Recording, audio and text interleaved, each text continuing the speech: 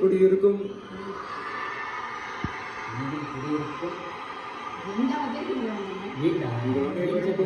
என்னுடைய வணக்கம் வணக்கம் வணக்கம்.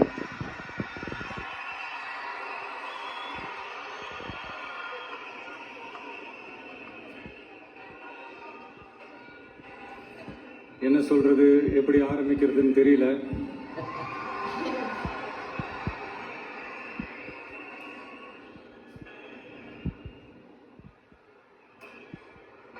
சினிமாவில் எப்படியாவது கஷ்டப்பட்டு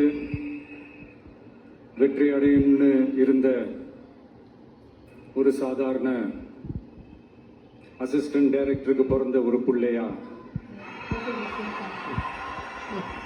எனக்கும் வாழ்க்கையில வறுமைனா என்னன்னு எனக்கு நல்லாவே தெரியும், பசினா என்னன்னு எனக்கு நல்லாவே தெரியும்.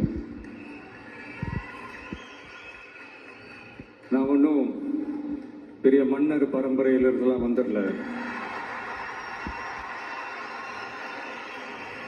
உங்களை மாதிரி தான், உங்கள ஒருத்த மாதிரி தான், உங்க குடும்பத்துல ஒருத்த மாதிரி தான், உங்க புள்ள மாதிரி தான், உங்க மகன் மாதிரி தான், உங்க அண்ணன் மாதிரி தான், உங்க தம்பி மாதிரி தான்.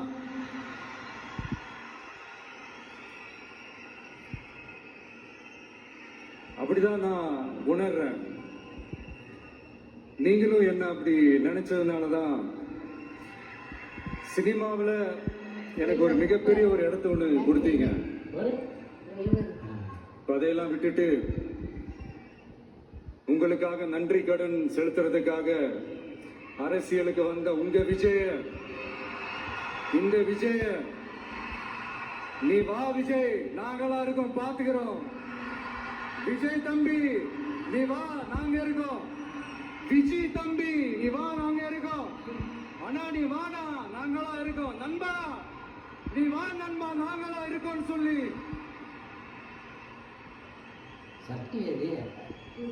அவ்வளவு அன்பா, அவ்வளவு உறவா என்ன ஏத்துக்கிட்டீங்க. இந்த நேரத்தில் இதை நான் சொல்லணும்.